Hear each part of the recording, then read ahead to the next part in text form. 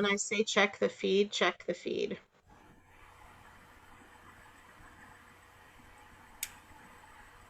Go We're ahead and there. check the feed. All We're right. there. Awesome. Hello, Facebook land. I hope you're all out there. This is Couch Potatoes Unite. If you're here, you're on our page.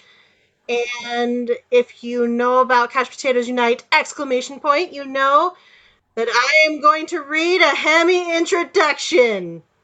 Because you got to know why you're here. By the way, I'm Kylie. Oh, yeah, our last names are all up. Oh, well, people know us. It's fine. So, hello and welcome to a brand new episode of the podcast entitled Couch Potatoes Unite! Exclamation point, which is based on a blog of the same name because it's like a never-ending reunion of our own.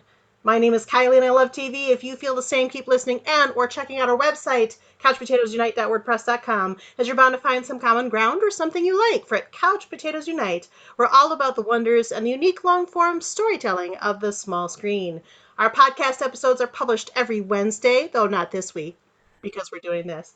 Sometimes blog posts are published Tuesdays, and subscribe to us via Apple Podcasts, iTunes, Stitcher Radio, Google Play or Podcasts, Spotify, iHeartRadio, CastBox, Amazon Music, YouTube, as well as directly at our website. We're basically available wherever you get your podcasts.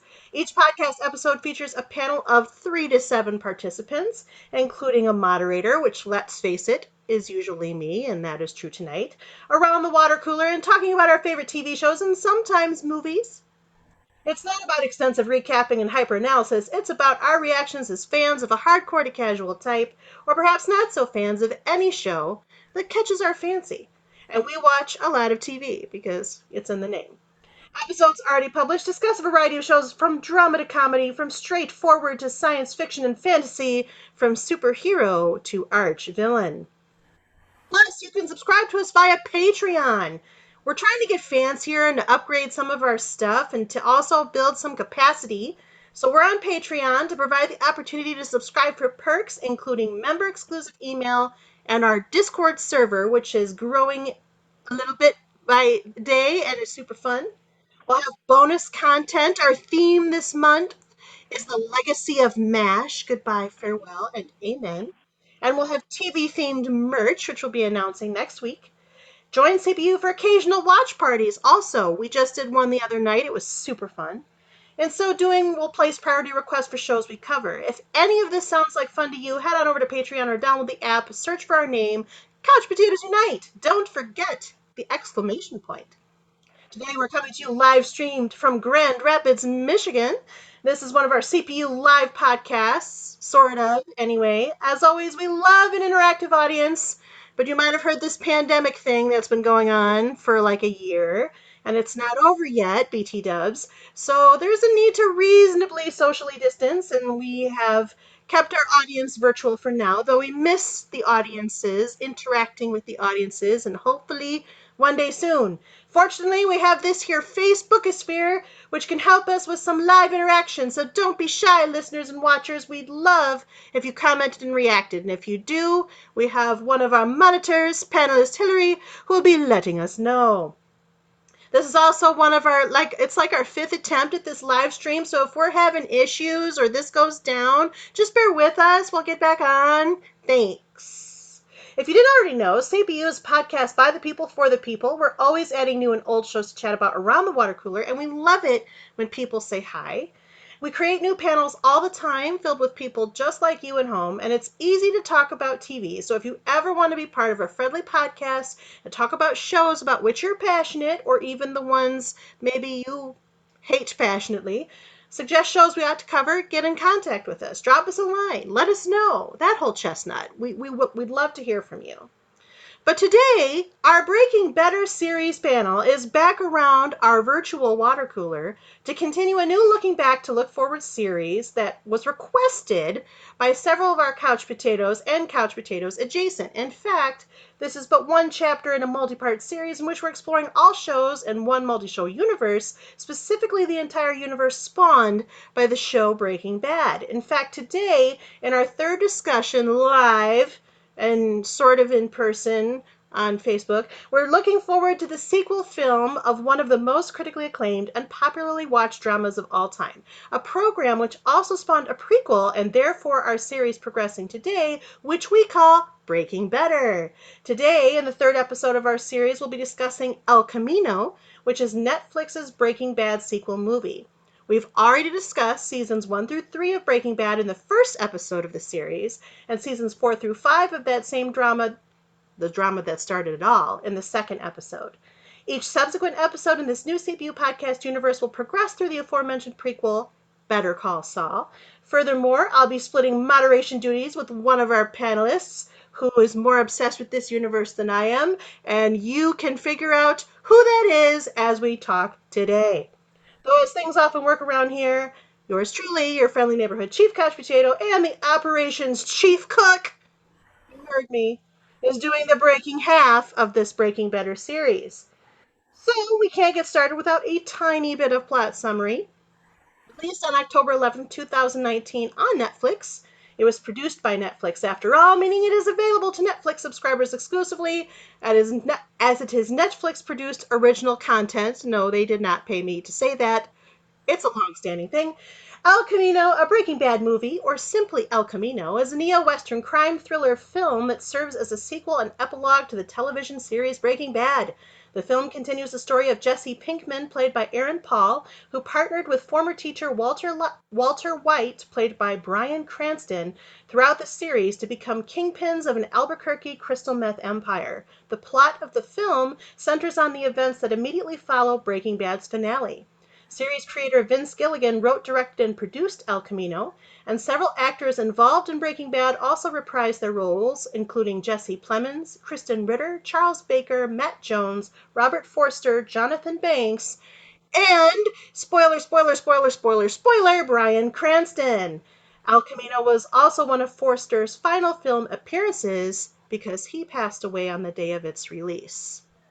Today, for this live and Breaking Better sequel of our own, our Breaking Better series panel, namely Nick, Kyle, Hillary, Julianne, and Nate, returns to review this extended-length form of a new but old CPU favorite. As always, it should be noted that all of our panelists have watched El Camino, as well as all episodes of the original Breaking Bad series, and may discuss sensitive plot points. So for those of you who have not watched any of the available Breaking Bad goodness and plan to do so at some point, listen at your own risk, as there may be major spoilers. Welcome back, panel. How are you?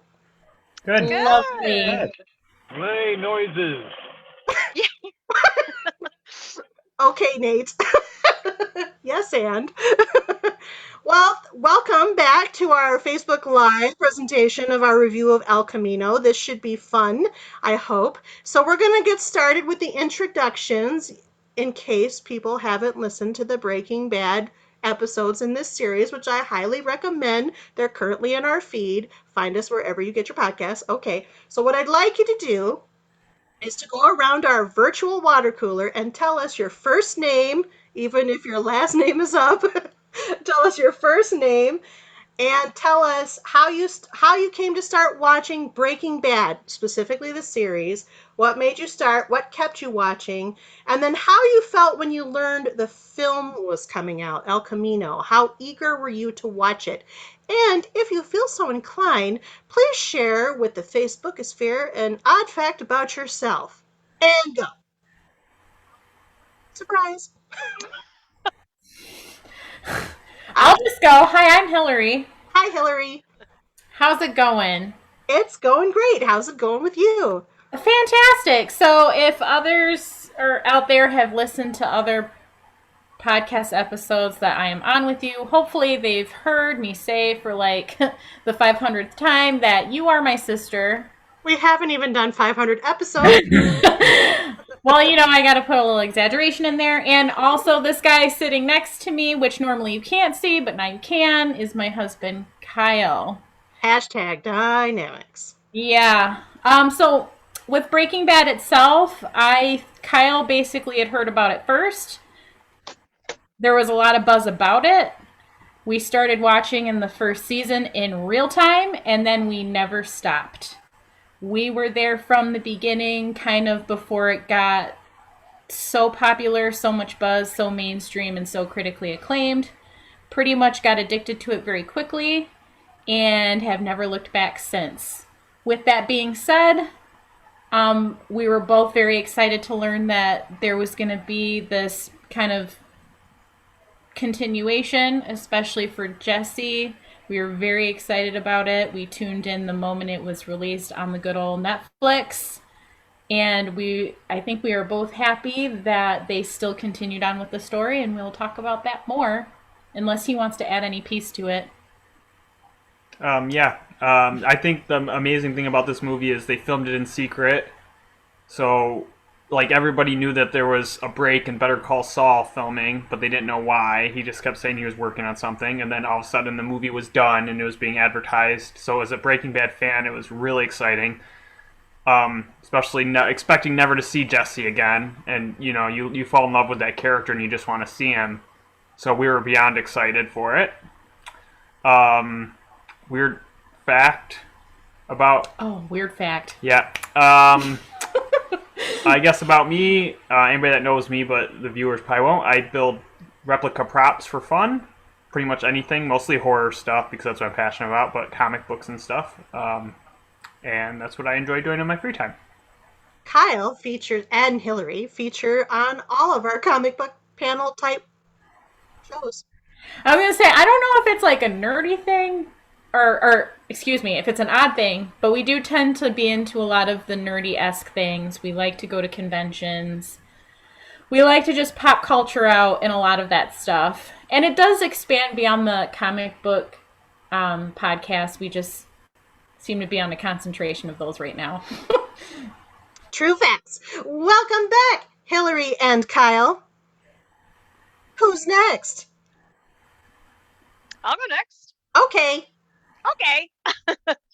I'm Julianne. Hi, Julianne. Hello. Hello.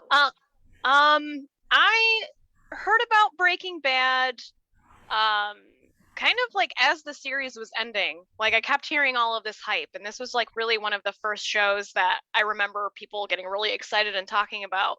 So I started watching it. I think they brought it to Netflix maybe as the final season was airing. I can't remember for sure, but got hooked on it. That's a cool fact, Kyle, that they filmed this in secret. I had no idea that they filmed El Camino in secret. That's pretty cool. And the way that Breaking Bad ends, Trivia. the way that Breaking Bad ends, you really want to know what happens to Jesse. And it's kind of one of those things, like they didn't have to make this film, but I'm really glad that they did. So yeah, that's kind of how it came to be for me. I think I watched it the weekend that it came out, the weekend that El Camino came out. It was like pretty soon after. And even before we talked about doing this panel, I knew I was going to watch it again because I just thought it was a great action film. Yeah, I'm trying to think of a weird fact about me. I don't know. Weird. It could just be a fact. A fact.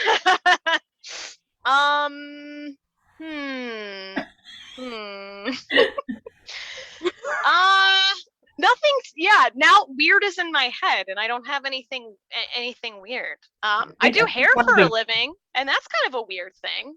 I think one of the viewers had a question about your nerdy wall on the back behind you. Oh, that's just a fact. Do it. Just about, yeah. It was like, let's give you the full tour. No, these are a collection of board games and video games memorabilia. I can't take credit for all of it. My fiance is also big nerd. So Hillary and Kyle, we're with you. We're with you. 100%. Nerds unite, man. That's the way Nerds unite, man. But kind of a collection of board games. Okay, so go ahead. Oh, what's that? Never mind. Bad joke. Continue. Oh, unite. Yeah, collection. Oh, I see. Board games, video games, books, all kinds of fun things. The best walls always have them. Welcome back, Julianne. Thank you. Happy to be here. Who's next? I can go. Okay. My name's Nick, Hi. and hi. I started watching Breaking Bad at the intersection of me finally getting Netflix and the buzz about how good this show was. I forget how many seasons were out when I started watching, but it was nearing the last couple about to air. And I am a pretty big Bryan Cranston fan, but more from his comedic roles.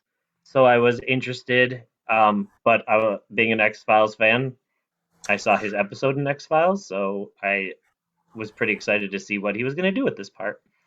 As far as El Camino, filming in secret they did such a good job that when they announced El Camino, it didn't hit my radar as being part of this universe.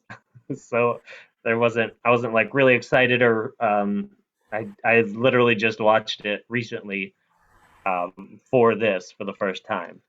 And we'll talk more about that later. But my fun, weird fact is I am on a first name basis with many non-human primates. I just really need a lot more explanation than that. He oversold what he just said. Yes, totally. What? Are you gonna first off, you just made it suspenseful and then you're like looking blankly at the screen. Explain what you're You have to follow up your redundancy of non-human primate. I like the mystery. Keep the mystery. I don't know what's redundant about it. Well, Julianne doesn't know where you work. Do you want? Oh, I work at a zoo. Okay, there we go. There. He means Like, is it a daycare? Like, No, kids are still humans. oh, that's weird. That didn't register. Welcome back, Nick, I think. You said weird. I know. It's fine. I think she said odd. Everybody's stuck on the weird. I don't know what I said, but at this point, do what you're gonna do. Who's next? I mean, there's obviously the answer. Nate. Yeah, it's me. Hi. I have my headshot up because I'm available. Yeah, And, so just so you know, Nate, I don't know if Facebook Live can see your headshot. Okay.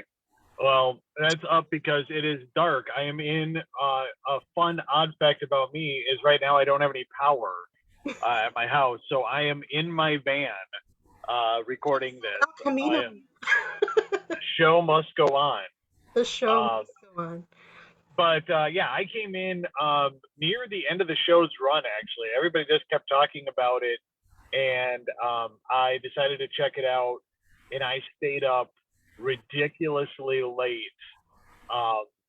binging episode after episode.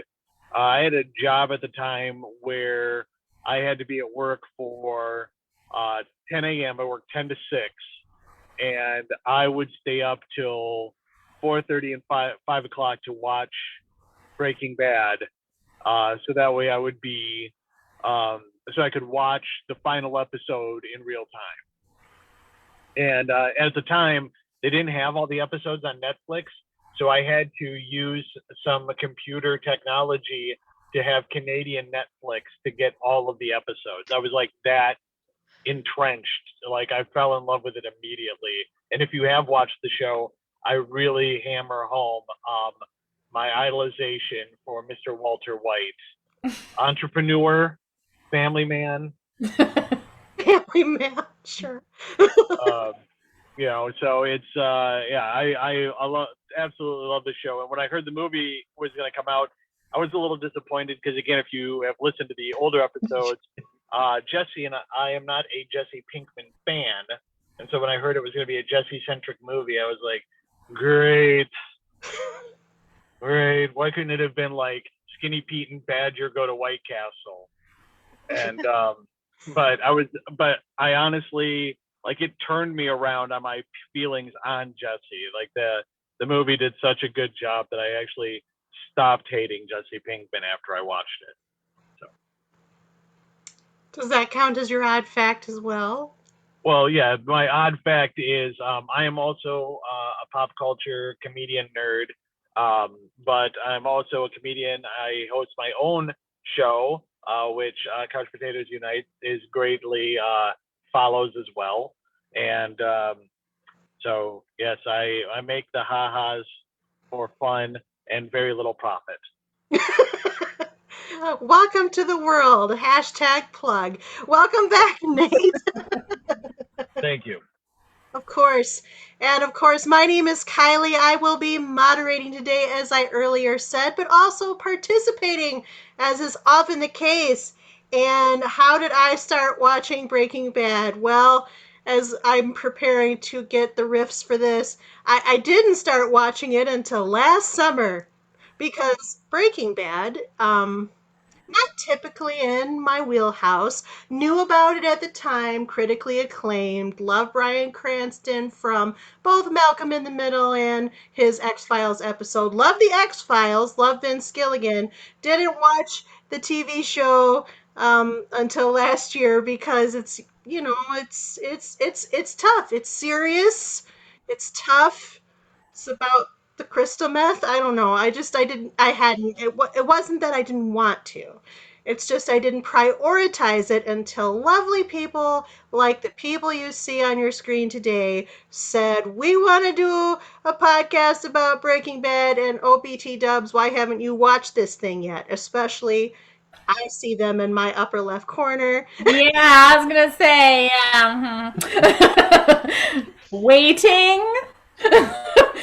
So I thusly watched the Breaking Bad, and it was everything people said that it was. Once I got into about episode 6, anyway, and then I was totally along for the ride. How did I feel when I learned the film was coming out? Well, since I watched Breaking Bad after the film came out, I had no specific anticipatory feelings about El Camino. However, upon finishing Breaking Bad and knowing that El Camino existed, I thought, yeah, I could watch that. I want to know what happens to Jesse because, unlike Nate, apparently, I like Jesse. And I did want to know what happened to him after all that hullabaloo in the series finale since he rode off and said El Camino.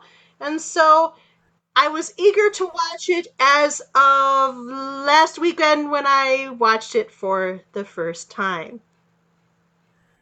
Full disclosure, people. I'm just working the honesty, clearest kind. Anyway, so that's where we are. As far as an odd fact about me, I produce a TV podcast. Oh, wait, that's not odd. I guess I don't know. Predicts. Whatever. I know. I just started playing Final Fantasy 14 for the very first time, and it's been out for a long time. So it's not just Breaking Bad, it's also things like this. I'm basically a decade behind the rest of the world. Welcome to our Breaking Better series panel, episode 3. So now what we have to do is go over our character question. This is our standard CPU character question, which changes with each show we do. This character question is meant to gauge the panelists' reaction to the whatever we're measuring in the time, whether it's the season, the half season, the handful of episodes, or in this case, the El Camino movie. So this is how the character question goes for this movie. I'm going to read it, and then I'm going to ask each of the panelists to rate their reaction or interest in El Camino. Would you say, oh, P.S., there is a little bit of swears in this, and we're on Facebook, so we're just going to do it. So I'm sorry, PG-13. Okay. Did you love this flick, man? Jesse Pinkman is like your hero and shit. Plus, it was nice to check in with so many of the side and supporting characters from Breaking Bad, like Skinny Pete. Did you like this movie a lot, even as it continued to be filled with the characters from Breaking Bad of relative moral ambiguity with which you convince yourself you're okay?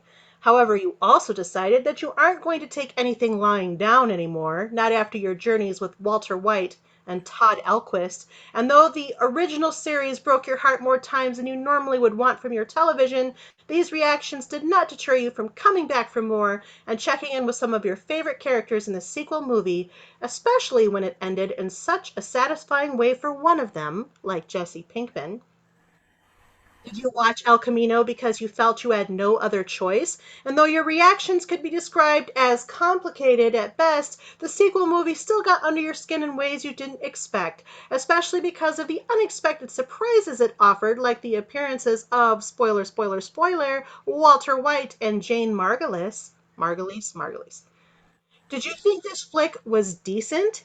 You suspect that others have overhyped it, and you were somewhat concerned that it didn't do enough to give you those Breaking Bad vibes that had you unwrapped for 5 whole seasons of the original show, but you were in it to support the character of Jesse Pinkman, who was like a friend to you, like Brandon Badger Mayhew. Did this movie have its moments of real wisdom and clarity, though often it felt messy, requiring the use of special services to clean up the mess? Still, you kept an eye on it because it's better than a hole in your eye, and it doesn't feel like a waste of time, even if it sometimes left you shaking your head in disbelief, or like you've been left dead in a ditch somewhere, like Mike Ehrmantraut. You did not watch Breaking Bad until after it was off the air and didn't know what to make of the sequel movie at first, but you came to respect it, if you didn't necessarily like it, and the character of Jesse Pinkman quite a bit, even if you didn't always agree with the character choices. Of course, any disagreement you had ultimately meant you had different ideas about how you would do anything in your life. In the end, you could probably take it or leave it since you, spoiler for Breaking Bad, aren't long for this world anyway, like Todd Alquist. Or you couldn't bring yourself to watch it. You're sure it was fine, but Breaking Bad is over, and for you, the fact that it's over is for the best, like Skylar White, Marie Schrader, or anyone else who managed to survive the original series. Who would like to start? I'll go first. Okay. I am definitely Skinny Pete. As anybody who knows me knows, I am obsessed with this world. Mostly the Better Call Saul aspect of it, but I love all of it, and I have from the beginning. And I love checking in with these supporting characters.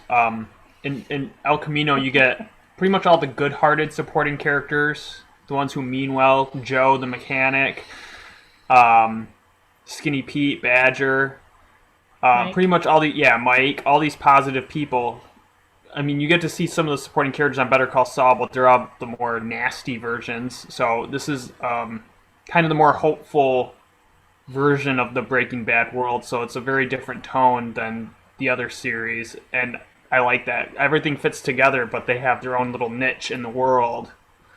So getting this kind of action-y Western version of the slow burn crime series that we normally have, it's different enough, but tonally it fits perfectly with that world, and I loved it.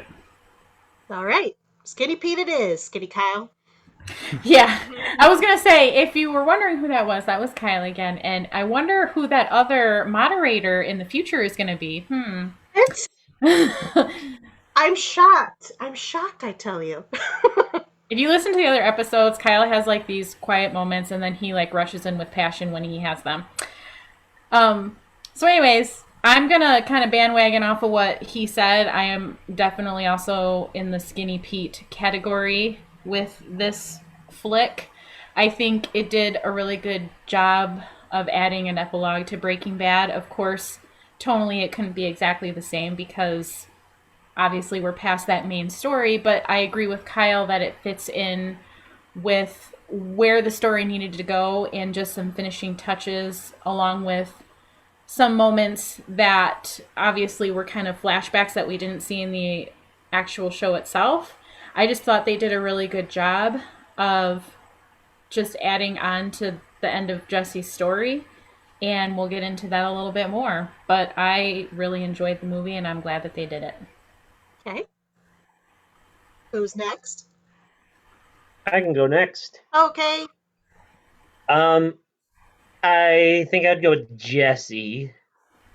Just one step below the Skinny Pete category. This is continue the same quality of writing, production, and acting. And for me, that's slightly separate from Breaking Bad. Just takes the little tweak in my head. still to separate it, so it's not necessarily a part of Breaking Bad. It's separate but continuing the storyline. So it's just not like I'm obsessed with it. I needed this to happen, but I really did enjoy it, and it was really well made. Okay. Who's next? I can go next. Okay. I would say I'm definitely Skinny Pete. I love this movie. This is what I wanted to see for Jesse.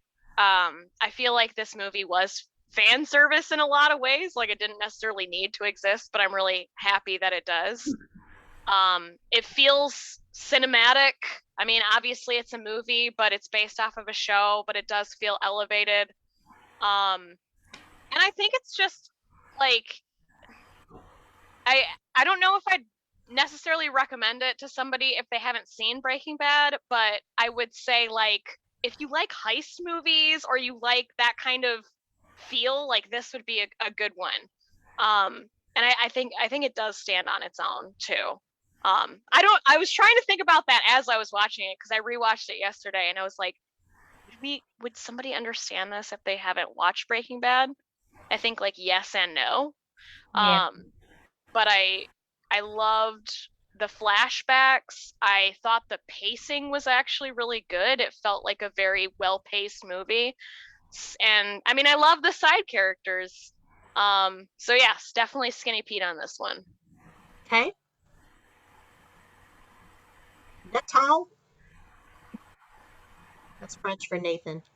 Yes, that's me.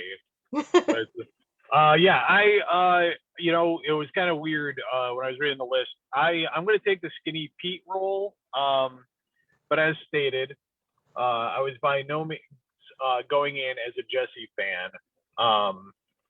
I did like at the end of the series when Jesse is in the El Camino and he's leaving the Brotherhood compound and he was in the driver's seat. I was like, oh man, what a great ending for Jesse. And then they were like, well, here's a little bit more Jesse. And I'm like, well, I don't really want this, but I'll take it because it's Breaking Bad, but I watched it, and then, like I said, my opinions changed. I felt like I got a much better understanding of the character of Jesse by watching this film. You get I feel like you got to watch him grow, where they show like the earlier stuff versus the later stuff. And just a fantastic film all the way around. Okay. And I would go with Jesse, like Nick. I like Jesse the character, and I don't know what I wanted, but I'm glad I got it with Jesse and watching this movie. I think by and large I loved checking in with all of the characters that we checked in with. Um, I I think I was taken out of it a little bit with this is the meanwhile what happened with Todd that you didn't see during the actual Breaking Bad, but I liked pretty much everything else, and especially seeing the glimpses of people like Mike and Skinny Pete and Badger and that kind of thing. But um, I'm also new to this world. I find myself thinking more about Breaking Bad, the original series, and maybe wanting to rewatch it. But I really enjoyed the movie for what it was. I think it could probably stand on its own if you have enough pop culture knowledge of the original show, because I don't think there's anything in it that's necessarily spoiled. Um, but I do think there would be moments where you would be questioning, why did they do this, or what am I missing? But maybe that's just to build anticipation. So we'll talk about that. All right. Well, welcome. This is pretty high ratings all around. Skinny Pete and Jesse are at the top of the character questions. So we're talking like an A minus B plus range over the whole group. But now we get to just talk about the movie itself. So tell us, what parts did you like? What parts didn't you like so much? What was excellent? What did they excel at? What could you maybe have wanted to see improved? This is your time to kind of tackle it free for all style. I just really like seeing. I like because from the ending of Breaking Bad, you can infer what Jesse's going to do. So that's what a lot of people say. Oh, you don't need to see this movie; you could have inferred it. But I liked seeing him finally not under somebody's influence. This whole movie is him stepping up and taking command of his life and going in the direction he wants for the very first time, because he's always been under Walt's thumb or being influenced by somebody else, like Gus Fring and Mike and them. And so seeing him like evolve as a character and getting that fitting conclusion, it's like you didn't know you wanted it, but I'm so glad we got it. And then the thing I really loved is I'm a huge fan of Sergio Leone films. And there's a lot of camera work and the CinemaScope they filmed this in. It's all like a big love letter to those, especially the gunfight at the end. So as a fan of those movies and a fan of this series, seeing it blended was amazing. It was mind-blowing. I wasn't expecting that. Okay. Yeah, I agree with him. It was just it's nice to see Jesse. I mean, maybe we should kind of go through an overview of what we see. I don't know. Should we do that? Kind of talk about what we see? Would you like to do that?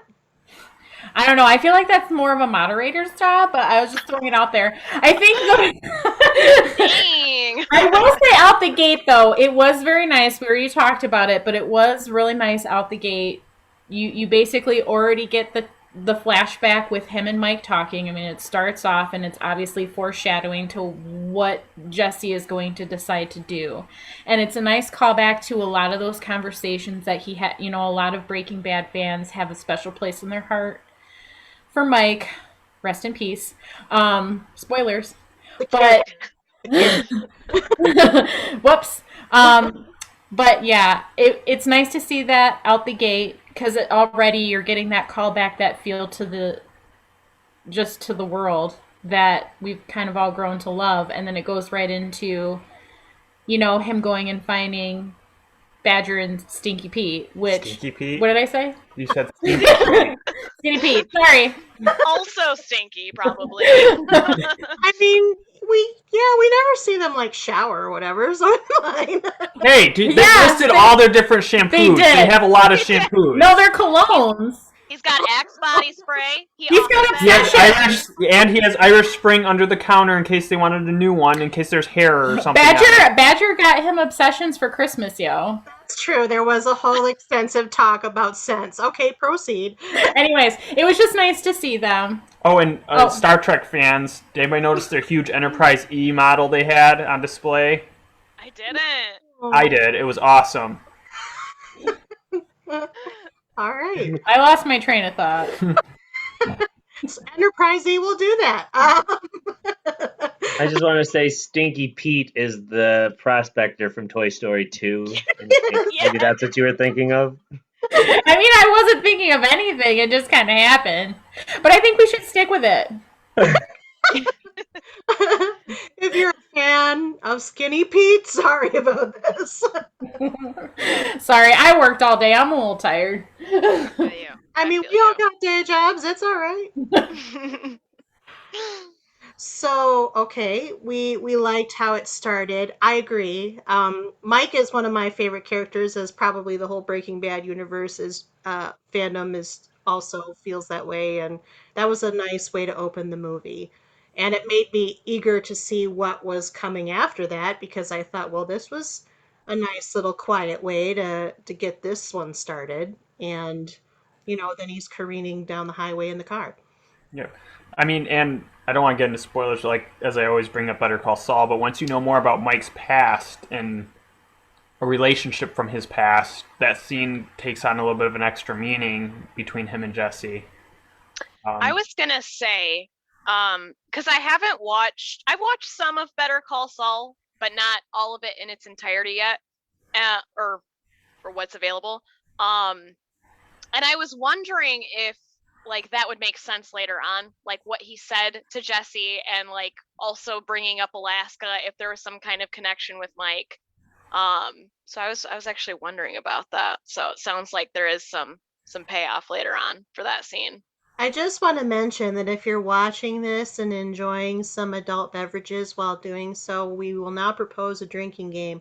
Every time Kyle mentions Better Call Saul, take a drink. At your own risk. At your own risk. It is going to come up an awful lot. Well, the universes are connected. They Yes, are. They are. Yep. But yes, they are. But I'd say it's hard not to mention it, like, especially with Mike, because all of his backstory is in Better Call Saul. So, like, if you're talking about the character, it's hard not to mention that. Yeah. It's just jokes, man. But yeah.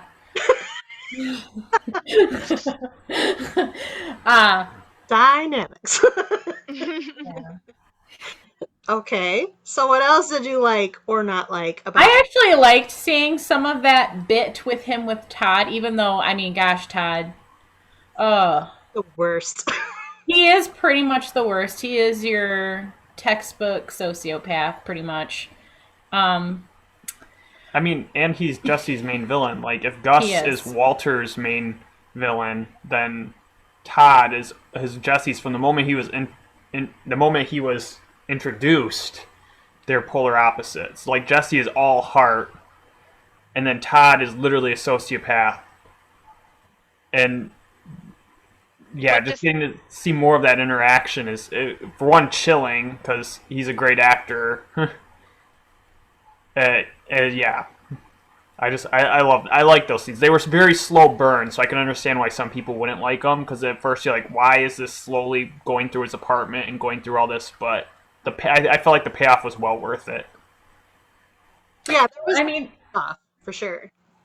well, I mean, I took it as you're kind of witnessing and feeling, because one of the things that Breaking Bad universe is really good at doing, I think, as we're talking about how it all intertwines, of course, with the writers and Vince Gilligan, is that they're really good at making you feel what the character is feeling. You're kind of put into their perspective, and you're seeing Jesse firsthand react to Todd again, more in depth, which you already got a lot of that at the end of Breaking Bad anyway, but you're seeing a lot more, and even just in those moments, the psychological damage that's happening to Jesse, which he has to endure quite a bit. Which really fills in Todd's, like, when you go back and rewatch Breaking Bad after watching El Camino, it just feels so much more to kill him. I mean, it felt pretty cathartic the first time, but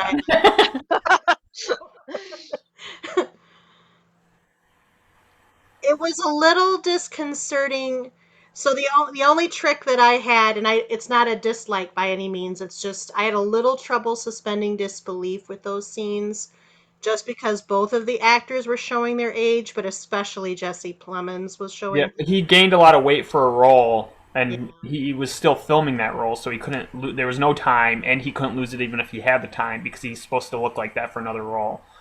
So I mean, I was okay with it. I could suspend disbelief. I had just watched the series though, so for me it was like, whoops. Sure. My Yeah. fault. That was one of those things where it was a little distracting, but at the same time I was like, I can't let this get in the way of enjoying this film and believing him as the character, because I still believed him as the character. But it's one of those problems you run into if you film something some odd years later, or if there's an actor gaining weight for a role or whatever the case may be. It was a little distracting, and it was something that I didn't want to admit. I wanted to rise above it, but watching it again, I was like, yeah, okay. Especially like you said, Kylie, like I had just recently watched Breaking Bad, so it was basically back to back. But in terms of like what he does with that, I mean, it's totally right back into that Todd character. And it sadly makes me want to know more about Todd and what has happened to him. And like, he is sort of noticeably different from the family that he comes from. You know, he almost presents as a goody two shoes kind of guy, like sort of, I don't know.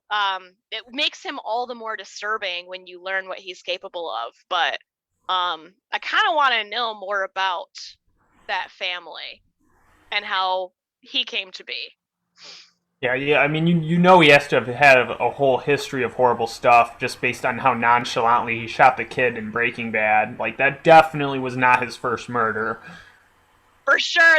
It's funny that you say that, because that was my thought when he was asking Jesse to help him dispose of that body. I was like, he's done this before. This is not his first rodeo. Like, he has definitely had to figure out how to get rid of a body before. I will say the scene when Jesse tries to make a break from Todd, when they're stopped on the side of the road or something after they're disposing of the body, and he finds the gun in the glove compartment Yeah. and holding it up, and Todd just basically psychs him out and takes the gun, and just by being chillingly kind to him in the moment, manipulative a little bit, but mostly just even and kind, with no variation, no indication that there's more to him. I mean, we all know there's more to him because we've watched Breaking Bad, but it's so off-putting that Jesse actually does what he's asking, even though he's not powerless in the situation. He's rendered powerless by Todd. It's a really, really good scene. Acting wise, I thought it was pretty amazing. It was. I mean, Aaron Paul is just such a good actor, and his body language in that scene, he's just so submissive. He's so beaten down, and he knows, I can't get out of this, so I just have to comply with whatever he's going to say. And what is it that Todd says? He's like, I was going to get us a pizza on the way back or something like that. Mm-hmm. What It's do you wild. like? What pizza do you like? Pepperoni. Yeah, that's a good pizza. I Mm-hmm. could go get a pepperoni pizza. It's almost like the adjective that just comes to my mind is haunting, because again, I always put myself in that position. Yeah, like, you know the brutality he's inflicted on Jesse, and then to just sit there and act like they're best friends. Like, he's just so inhuman. Yeah, Can we talk about his love of yacht rock? If you'd like to. Sure, yeah. What are your thoughts, Nate? That's what I find. Like, we talk about him being just like such a nice guy and everything, but like, to give you an idea of how deeply chilling that personality goes to the core, it's like he's listening to like Christopher Cross, and fourth dimensionally speaking, you know he's killed a child. Yeah. Like, that's like just adds this another layer of just like the sinister, like, I mean, like Batman level sociopath, of just how dark that character is. Because when he comes into the series, into the canon, you're just like, who's this rube? And then he kills that kid, and you're like, oh, he's a monster. And then you get and here in El Camino, you're just like, this guy, I think he's scarier than Gus. You know, it's like Gus was like made into being a villain. Yeah. Like, and Todd is born a villain. But that was also the position, you know, at that time during Breaking Bad, that was the position that the writers clearly wanted us to see, so that we could be conflicted about, you know, who the real villain is, even though some people see him as a, you know, heroic kind of entrepreneur type. But ultimately, that's just the position. So yeah, but I agree with that. In many ways, Todd really is just a villain, like, straight up. Yeah. I'm just like seeing that he still has the tarantula from the kid he killed. That he keeps it in his bedroom next to his bed. And he's just like very casually, oh, Jesse, you checking out my room? It's really dope, right? Like, he just... That and the snow globes. What was that a callback to? Was there a callback with the snow globes? I think that the figures in the snow globe looked like Lydia and him. Oh. That was my takeaway, was that like the woman in the snow globe looked like Lydia. and then it looked like he was sitting next to her, and the kind of the position they were in sort of mirrored their relationship.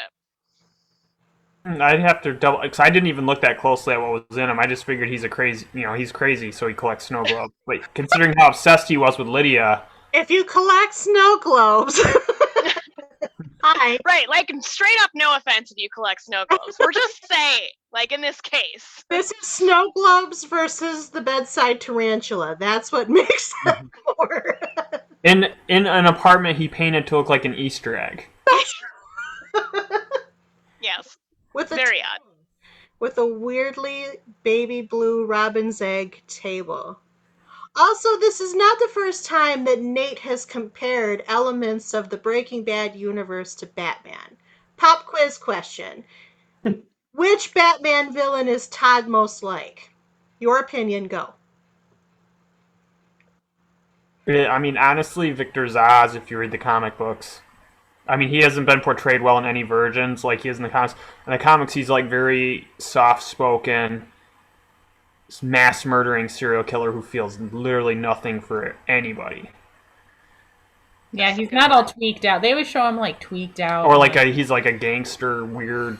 That's But yeah, in the not right. comics, he's just like a very soft-spoken. Like you wouldn't think he'd be a threat to anybody. But he has a huge body count. Well, right, because when we first meet Todd, he has like that, like he comes off like Jesse, like a more confident innocent, Jesse, like naive, kind of innocent, and then you're like, oh no. He starts out like maybe a killer croc where he just doesn't. He's just gonna kill or something, but he's got more behind. Yeah, so I don't know. I like the Victor Zsasz comparison. Mhm. Yeah. That Zsasz is good. Because I mean he's just good at killing. Like I think Gotham did a pretty good job with him. Wasn't that who that was? They had him on it, and he was funny, but they had him as like a mob enforcer. Whereas in the comics, he's much more unhinged. Like he's a lot scarier than just somebody who does it for money. Yeah, they made him they made him a little bit like snarkier which was entertaining. Don't get me wrong, and that actor was enjoyable. That's in our Gotham podcast. Oh, there you go, Kylie. Tie-in. Potatoes Unite did cover the entire Gotham series, although it is currently probably archived off the audio feed. Find it at YouTube or at couchpotatoesunite.wordpress.com. Yes, anyway, continue. What else about this movie, or what else did you like, or is there anything that you didn't particularly like? I mean, I love was seeing excited Joe. to see Ed. Wow, two voices at once, neither one came through. Nate can go. Okay. Yeah, I was really excited to see Ed. Was at the vacuum cleaner store. Basically, anytime like somebody came on from the TV series, I would just go, "Hey, it's him." But like Ed was my favorite just because it was like he's such a consummate professional at what he does. Yeah, Like, he's what Walter White thought of himself as. Yeah, like but he actually delivers on the. Yeah, that's true. yeah, because I mean, he's been you clearly know he's been doing this like for at least a few decades. You know, there's no question. I mean, when he calls the cops and Jesse gets in his face about it, and then the cop rolls up and he's just like, "Gotta love that response time." You know, it's right. It's just such a perfect that character's response. Like he just is always cool. He's one of the coolest mentality characters. It's like him and Trout. I mean, are just always just super. They super got it together like all the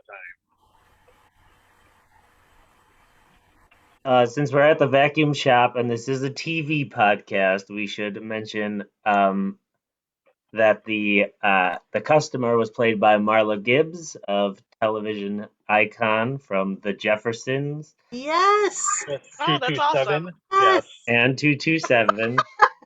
Nice. That must be a Vince thing. Like he must have wanted her for whatever reason, because I don't think I did a double take. I was like, hold up. is that Martha Gibbs? And I had to IMDb right away just in case I was crazy. That was pretty fun to see her, and I do wonder how that came to be. Kyle, do you have trivia on the inclusion of the venerable Martha Gibbs?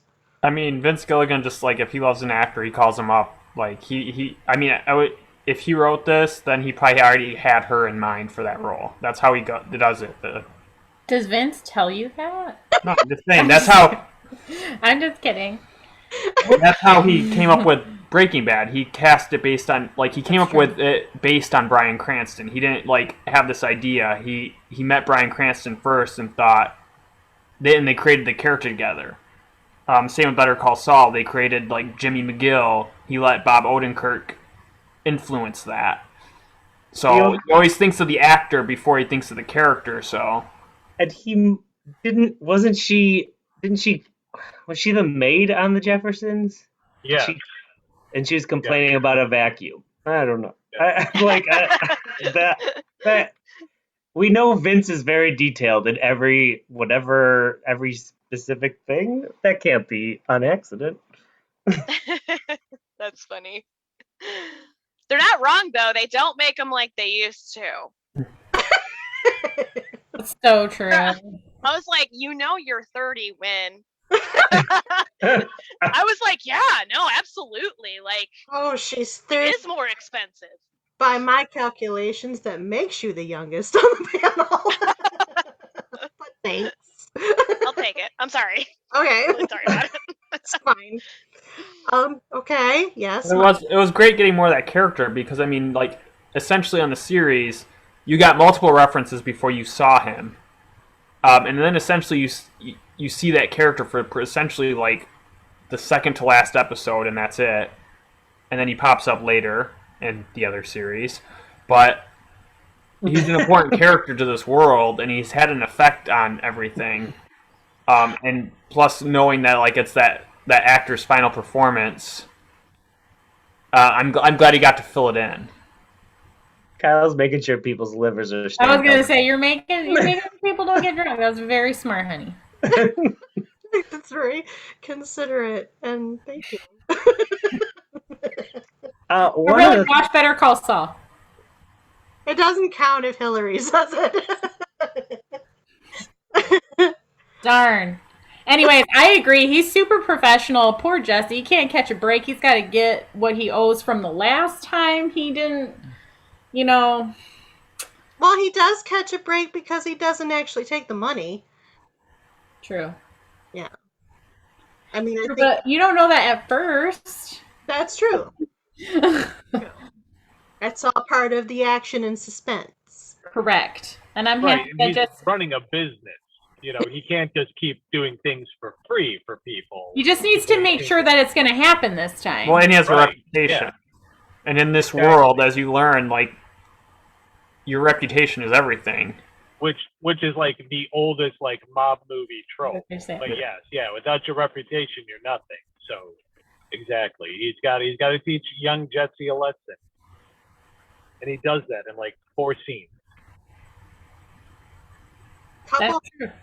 Couple of elements I want to discuss. So at some point, so part of why we get the whole Jesse Todd interplay is the payoff is that Todd still has some of the money that they made when they were all mobile meth cooking in the different houses in the 5th season of Breaking Bad, which he has. And it's the barrel money they stole from Walt when they killed. And the barrel money when they killed Hank. Yeah, spoiler, killed Hank.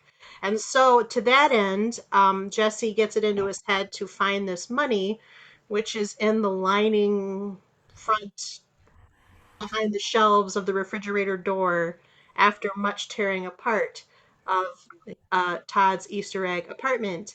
And while he is in the process of doing that, to what is perceived to be cops or maybe FBI agents show up.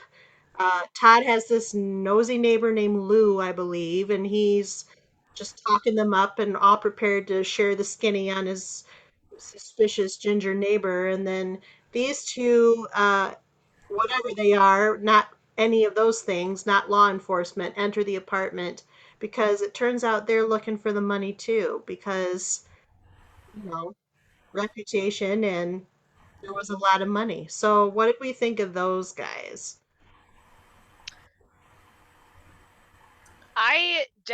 That was one of those moments I honestly did not see coming before it happened. And I loved that little switcheroo when you realize who they actually are or who they aren't. But also, just as a side note, the film is shot like absolutely beautifully, but I think my favorite shots happen in that apartment, especially in that montage scene of Jesse searching for that money. And there's like several shots where it's almost like this overview blueprint of the apartment and him just looking up and down. Yeah, I love the way that they shot in that apartment. But I've often described the experience of watching Breaking Bad as like, it kind of feels like you're having a panic attack every episode, but like in a good way. And that whole scene felt like a panic attack. It's an adrenaline rush. Oh, that's probably better to say it that way. That's what I really mean, I guess. An adrenaline rush. And Yes. Those You're vibing off the adrenaline and the suspense. Mhm. Yes. And that scene was certainly suspenseful. Right. And watching Jesse negotiate when he essentially has no hand, like, there's no reason these guys should give in to anything he says. Like, they clearly have the upper hand, but it just goes to show you, like, Jesse was always a great quick thinker. Like, Walt was great when he could have time to formulate a plan, but, like, if he had to come up with a lie on the spot or do anything like that, he was garbage. It was always Jesse with the quick, like when they had the magnets for destroying the evidence. Like, all these ideas are Jesse's, like, when they're down to the wire. And seeing him do it on his own. And well, yeah, just to kind of piggyback off that, again, with Walter constantly being in the way of himself with his own narcissism, Jesse, over the series and into the movie, did a really good job of absorbing from all these other people that he was around.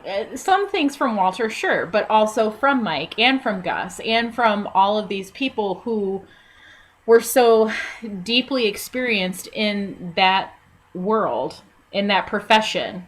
And it finally comes through, again, with nobody over him kind of calling the shots. He's finally able to just take all of that experience and knowledge that he's absorbed and kind of take it into his own hands. And it's fun. It's just fun to watch Jesse do that.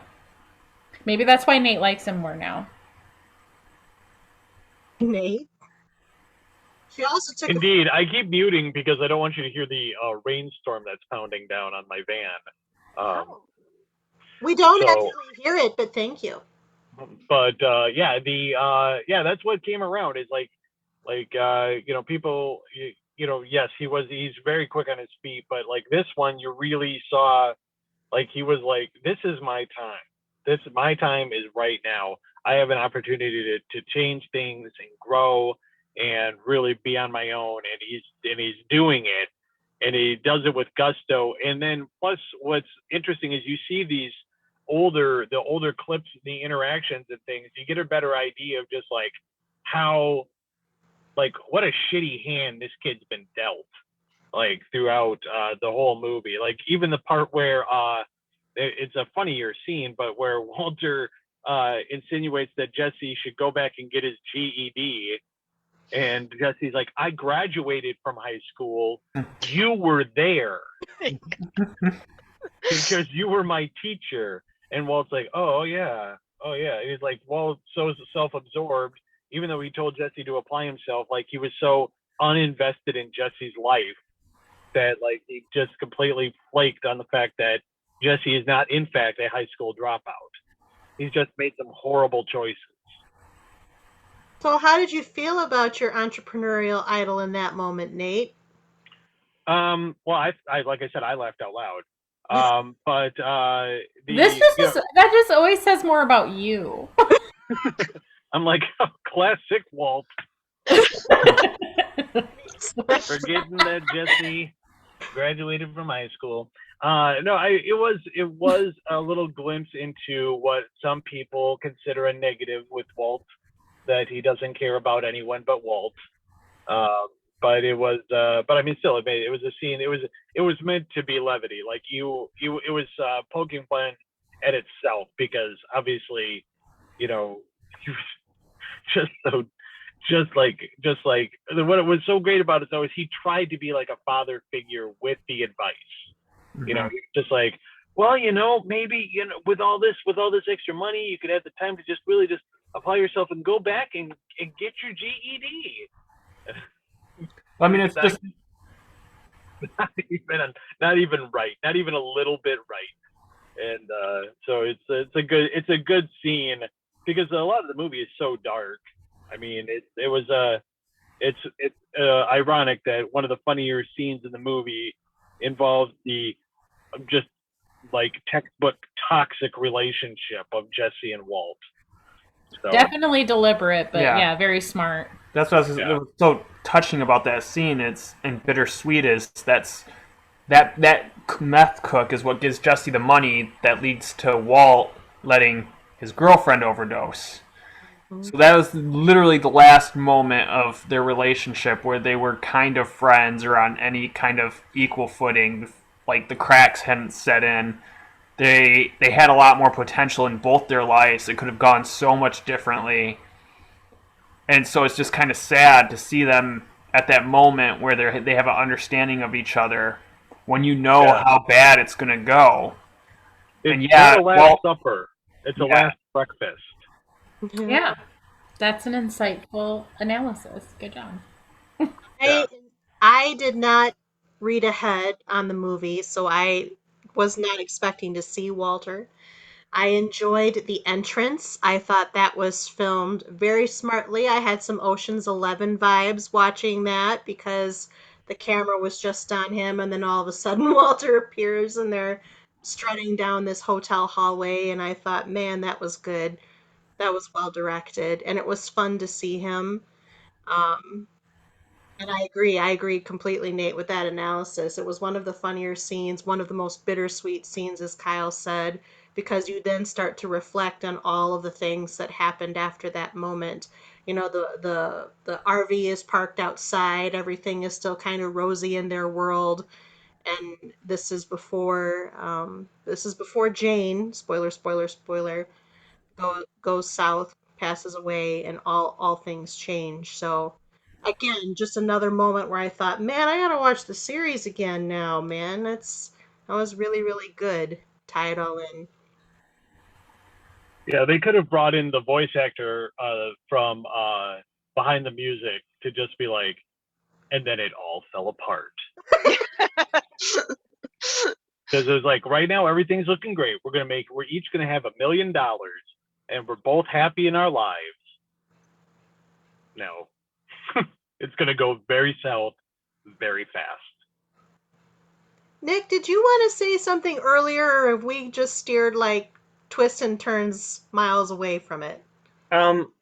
One thing I wanted to say could fit anywhere, because it's overall one of the things that I think works for this movie, and walks that line of you have to have had watched Breaking Bad or you didn't, is that there are technically a lot of cameos, but not one of them feels like we're doing this because, well, we want to see this character again.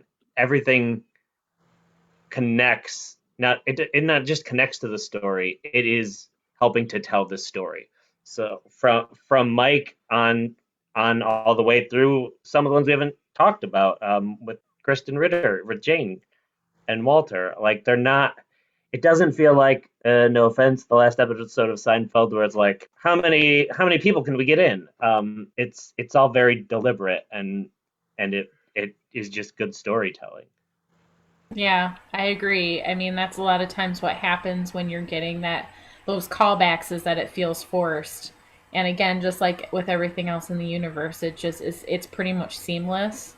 Again, it's a little bit different with it being like an epilogue type of situation, but still it's seamless for the story that's being told. I agree with that. That's why I'm Stinky Pete. What did you say? Toy Story 2? Hashtag. Yeah, Hey, but listen, Toy Story is good too. That's a different podcast, but I was just asking what his catchphrase is, and now all I can think is that Kelsey Grammer is his voice. But Oh. I recommend. Frasier is good too. Frasier's good too. Will eventually be a panel on the Couch Potatoes Unite. Oh, now it's raining here. Yay! We're live. Is there anything else that you want to mention about the movie before I ask you some of the questions that drive us home and wrap us up? I'm just really happy that Jesse got a much happier ending than. I mean, yes, we could have for a lot of things, but I'm glad we physically were able to see it because he kind of. I still feel like I needed that for him because he just went through so much. I agree. And it's a freedom that he had to fight for in the end. And that's what we see in this film. And it's just, you feel for him, or some of us feel for him the whole time you're watching Breaking Bad. And he's just the tragic story, one of many tragic stories of that show. It just feels good. It's a feel-good film. It's not, but it feels good to see where he ends up. You wanted that for him so bad, and it's something I didn't need it. I don't always need answers, and I don't always need things tied up in a little bow. But I'm really glad to have that. And in reality, it's not truly tied up, but it's just tied up enough because he's in Alaska, spoiler, and he's driving off and reflecting. Actually, we get a flashback scene with him and Kristen Ritter. I mentioned that talking offline that she's got third billing for like a 5-minute scene, but it's a very impactful scene where he's thinking about her advice that basically he let the universe guide him or something to that effect. I forget what the words exactly are, and she's basically telling him, that's really just a crock. You are in control of your universe. You get to control your life. So do it, kind of a thing. And then it pans back over to him driving what is now his vehicle and what is now Alaska, which is what he talked about with Mike in the very first scene of the movie. And we don't know what's going to happen to his life in Alaska. That could be a whole spin-off. Jesse Pinkman in Alaska, but we don't need it. I was going to say, I don't think he's going to get into any more trouble. I think he's going to live a very straight life. It could be a sitcom. Right, very northern exposure. Yeah, that's it. Maybe he'll do woodworking. Yeah, he wants to build things with his hands, and that's always what, like, when he's in the scene in Breaking Bad, when he's hallucinating and he's building, he has a full woodworking workshop, and he's just loving making stuff. He's just living in the moment and, like, in the sun. And now that we know he's taking control of his life, that's what I feel like he's building towards. He's going to make that hallucination come true. There you go. I think he should have Huel move in with him. Have who?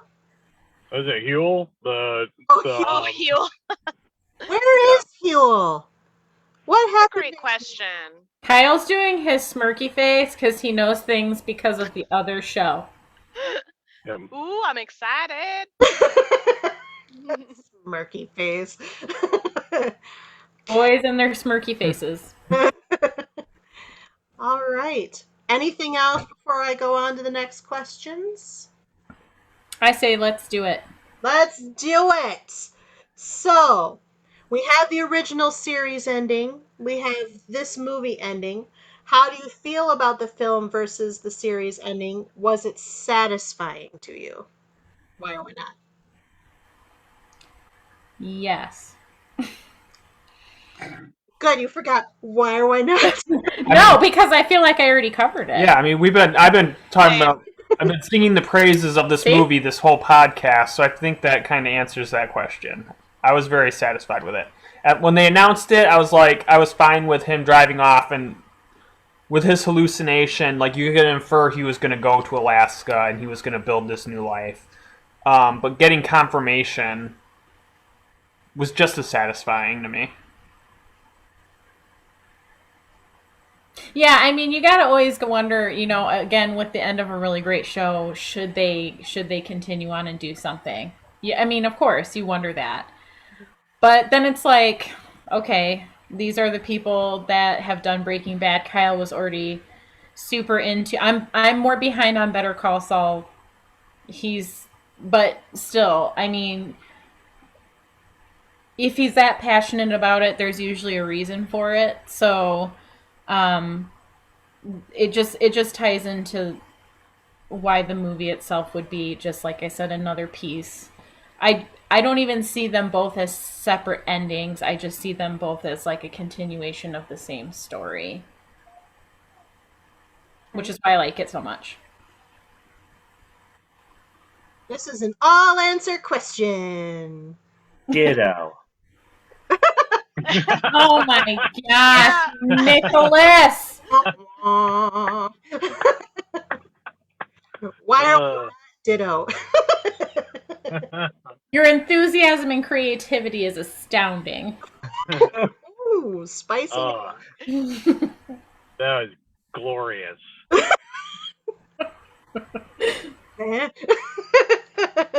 I mean, what great podcasting.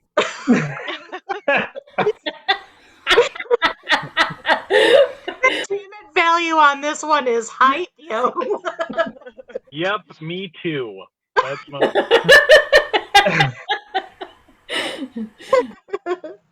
Maybe they're participating in the drinking game and we just missed it. I will say that I was really happy with this. I was because I mean you always want a little bit more after a good show is over. You just want like another, just a little taste, just a little what if, or where are they now? And what they did is they kind of like bent reality, so you got to see some of the stuff that was happening that you didn't see during the original run, and it just made it it just enriched the tapestry of the Breaking Bad world. Like I said, by no means was I excited when I heard it was a Jesse film, but it turned around and it made me enjoy that character more, which is just a a landmark of great storytelling, is where you turn and you learn and grow about with the character and get more appreciation for them. So it was fantastic.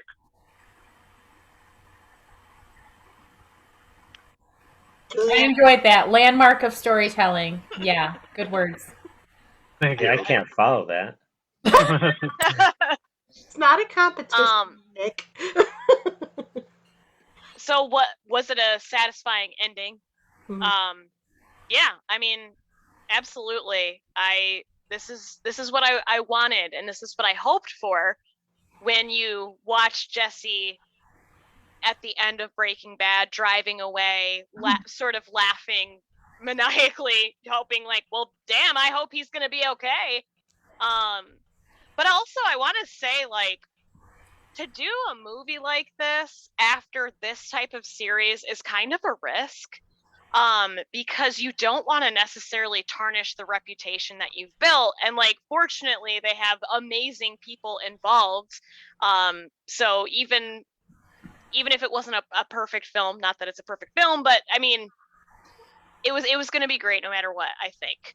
But I don't think that every series that has gotten a little exclamation point on the end of it has sort of like maintained that. Like, I'm specifically thinking about the show Arrested Development, which like those first 3 seasons, love. Like, I watch them over and over again. I do not watch seasons 4 and 5 that came out with Netflix, because as far as I'm concerned, it has almost ruined that reputation. Like, no offense, but I just think about it's such a risk. It's true. Okay. I was like, it's such a risk to do something like this. And I mean, honestly, if I knew that there could be a film or like a mini series that could come out of some of my favorite films or series that I've seen, that are like this, I would want more of that all the time. For sure. But I I mean, agree with you. It's kind of rare and it's kind of risky, but Especially like when you consider Breaking Bad's finale is so highly ranked because it really just stuck all the characters and it is really very satisfying. So yeah, it was a big risk. totally. And I just feel like that show in general, like Breaking Bad is one of those shows like I compare against other things because it's just on that high standard. And so you want to like any content that comes out of it, you would really hope that it's on that same level. And I feel like this movie fits in with that for sure. I agree.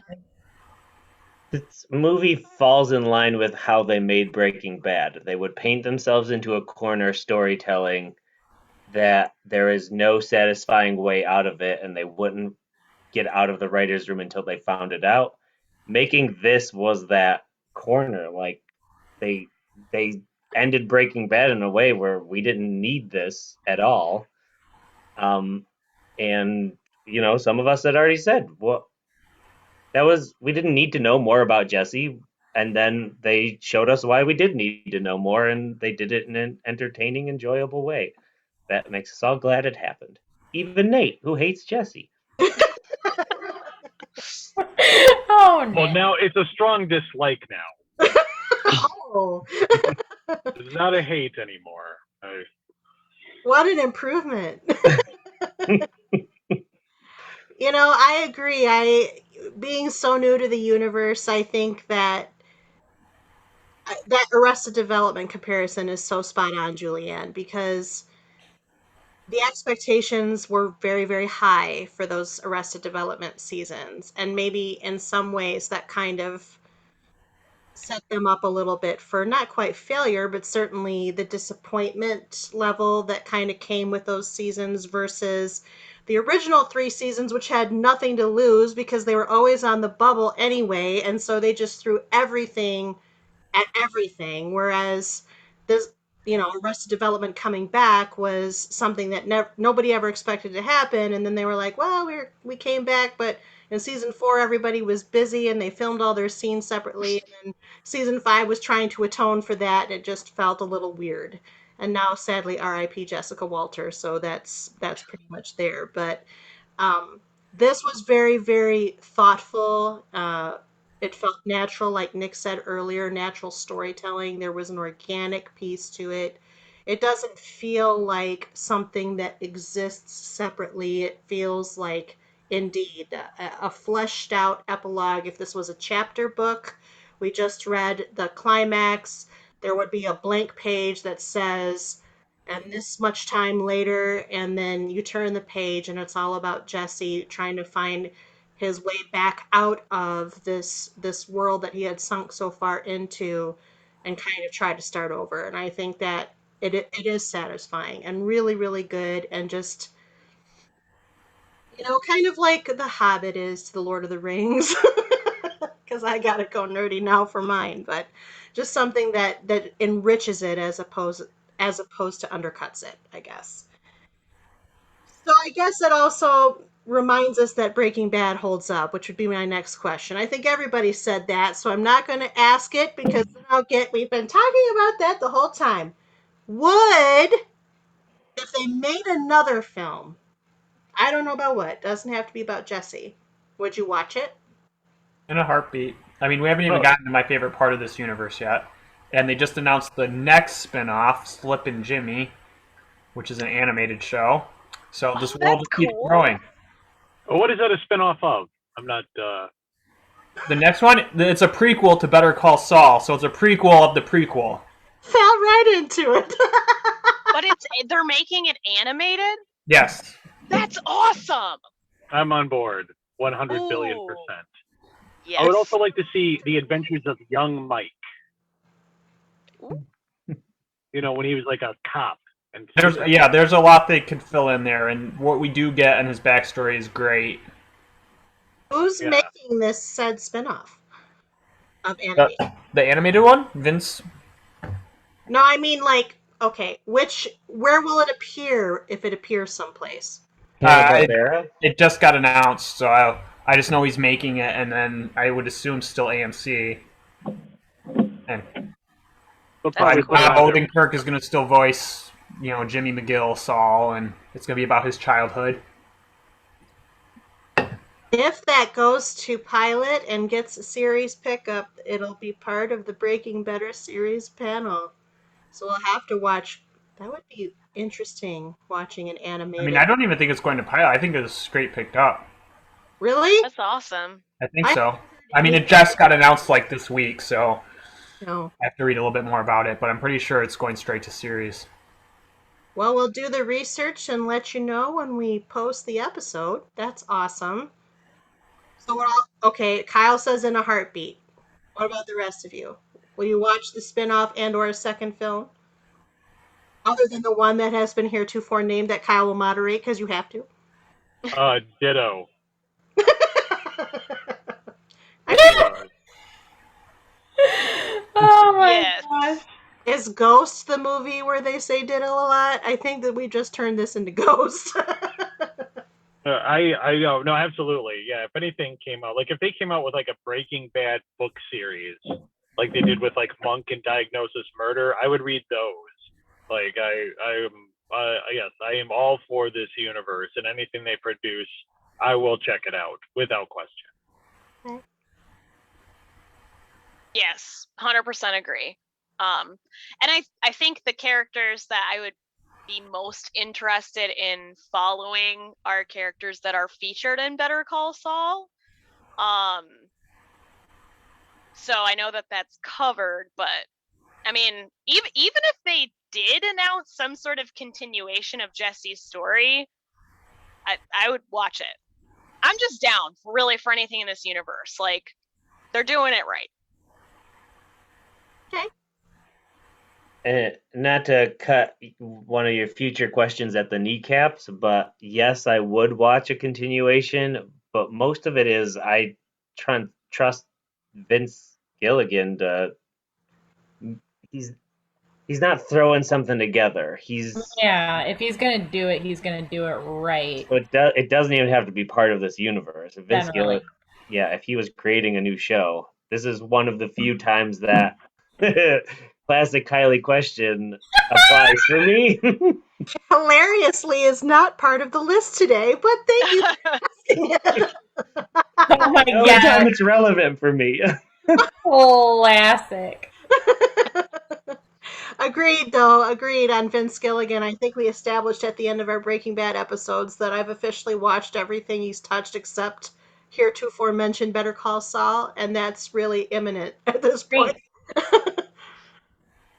Yeah. Yeah. Yeah, I just feel all the things, and like I said, I still need to catch up on Better Call Saul, and we can always revisit that question. But like I said, Really. with his level of enthusiasm, I'm sure that won't be an issue. So, Yeah. If you make it, Vince, we will come. Right. You recommend El Camino, and why or why not? And if you have to qualify it, go ahead. I would recommend it. It would be part of a start with not Better Call Saul. Start with Breaking Bad, and then keep going. yeah, I would Absolutely. recommend it either way, but it has definitely more of an impact if you're familiar with what it comes from. But if you end up watching El Camino and liking it, you're gonna like Breaking Bad, so you might as well start there. I don't. There's whether or not this stands alone almost doesn't matter. You should just. It's not like this is a different genre or something. It's yeah. I would recommend going from the beginning. Yeah, I mean, like this movie, you can be like, yeah, this movie's really great, but if you watch Breaking Bad and then watch it, it's even better. I mean, it's a straw that stirs the drink, man. It is you watch Breaking Bad, you come into this movie and it's great. If you watch it on your own, it'd be good, but now it's better. That was a very fitting description. Wow, you've gotten some bumps from Hillary this whole time. Nate. Good job. On fire, because I'm not talking about how great Walter White is. That's right. I mean, he is totally great, just in different ways. Yeah, Not the ways that I talk about. right. Julianne, what about you? Yes, I would recommend it. I have recommended it. And I was gonna say too, I'm actually really surprised by how many people don't know that this exists. I don't know if you've like ever mentioned like, oh, you know that there's like a Breaking Bad movie. I run into people all the time that have watched Breaking Bad and have not watched El Camino. And I'm always like, you need to watch El Camino. So good. So yes. Interacting a lot, unsurprisingly, with the social media accounts of these things. And Breaking Bad, of course, has, multi-million followers across Facebook, Twitter, and Instagram. But the official El Camino page on Facebook, anyway, I'm not even sure that it's still live on Twitter and Instagram, is only like 500,000 people. So it made me wonder, like, is it because they don't like it as much or because they don't know it exists? And I'm wondering if it's the latter at this point. I mean, I have some friends who are also Breaking Bad diehards that were like kind of like me and Kyle, and once we knew it existed, we were like, "Oh, yeah, I'm there." But I don't remember. I mean, I think it came out like a year ago. 2019 October. Wow, Hmm. year and a half ago. So, I mean, but then the world happened, so maybe people just kind of missed it. Like you know what I mean? Like maybe it's just one of those things that kind of, I don't know. We were But- all watching Tiger King. No, I'm Oof. not watching Tiger King. Yeah, I did not watch Tiger King. I do not Plan play on it. Tiger King. We're not doing a CPU Tiger King. Reality need not apply, and I don't even know what that is. So, I mean, sorry, whatever your Tiger King guy, man. You don't have to apologize to him. Okay, good, because No, no, I was don't. not part of that. There's I watched it and there are very few times where I'm like, I regret watching something. I regret watching that. I can never get that time back. Oh, that's part of the full disclosure business.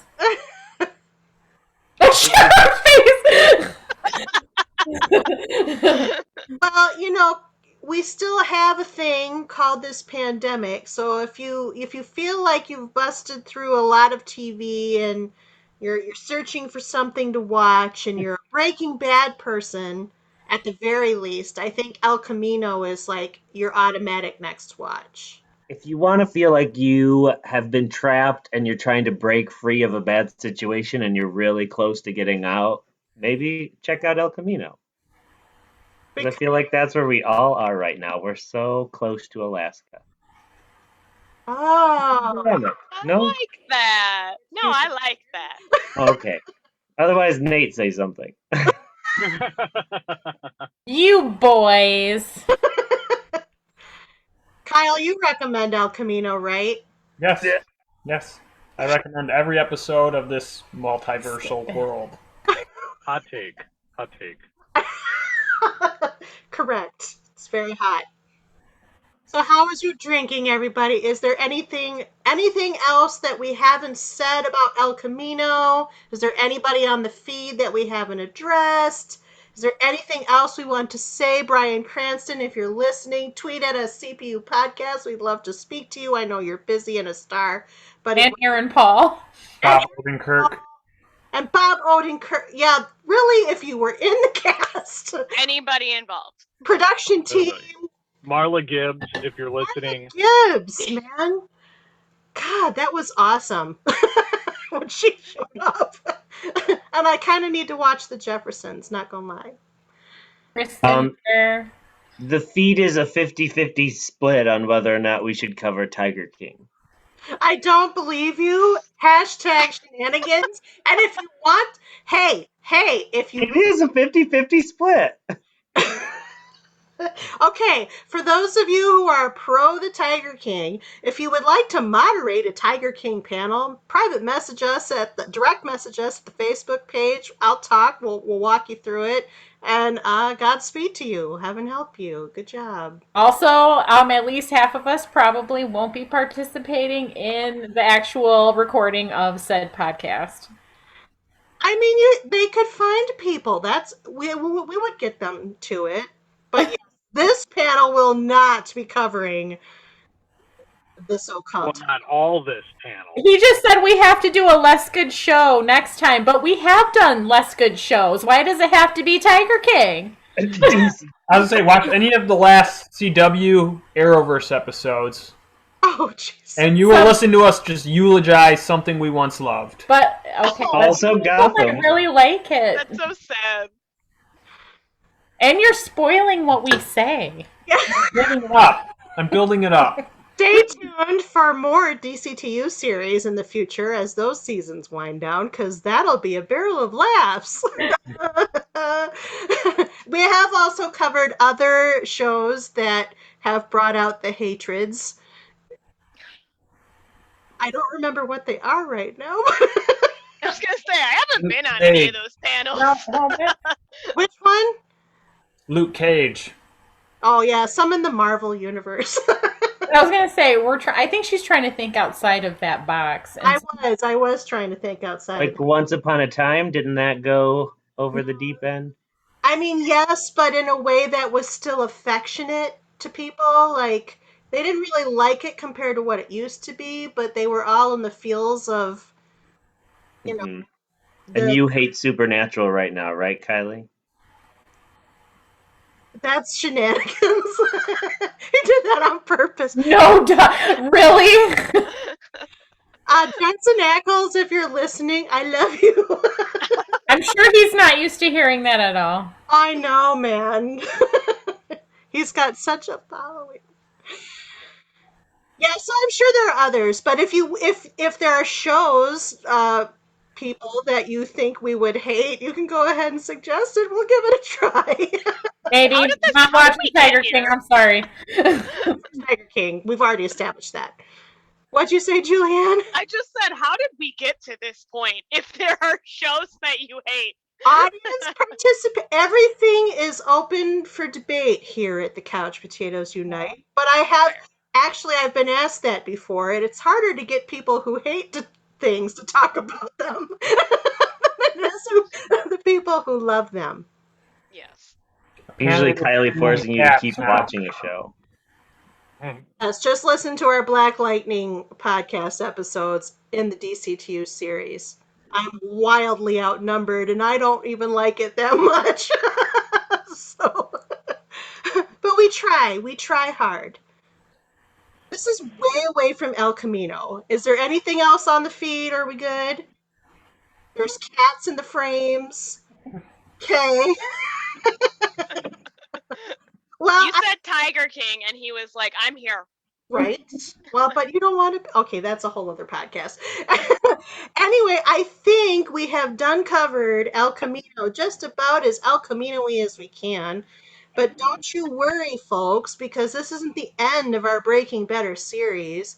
You've already heard my bro-in-law Kyle talk very specifically about the show he didn't want to get you inebriated on, Better Call Saul. Our next episode in the series will cover the first 2 seasons of Better Call Saul sometime, hopefully later this year. But for right now, what I'm going to do is read what would normally be in our credits because, we're live. We're live. We're live! Couch Potatoes Unite was produced by Back Pocket Productions, run by yours truly, the Chief Couch Potato. We hail from Grand Rapids, Michigan. Please, if you like what you hear, take the time to rate us, review us, let us know how we're doing at wherever you get your podcasts. Stars, comments. We like feedback. We're very, overachievy that way. Tell us what you like, what you don't like, what we should keep, what we should toss. If you have suggestions on shows we might actually consider, specific ones that are not the Tiger King, contact us at our website, couchpotatoesunite.wordpress.com, via social media. Of course, we add new and old shows to chat about around our water cooler all the time. We have several more new episodes coming down the pike, and if you miss old episodes or want to know in general what we cover, just find us. You can search for us. You can subscribe to us. You can talk to us. We're pretty friendly people. Stay up on all of our new events and episodes. Until the next time, if you didn't already know, El Camino is available to stream via Netflix. They made it. They didn't pay us to say it, but they made it, and that's where you can find it. If you have nominations for shows or whatever that you want us to cover, just contact us or volunteer to be a panelist yourself. In the meantime, until next time, until next episode, new episodes are published every Wednesday, except for live podcasts on Thursday. Keep listening, keep watching, stay tuned. Bye-bye. Bye. Bye, everybody. Have a great rest of your night. Bye.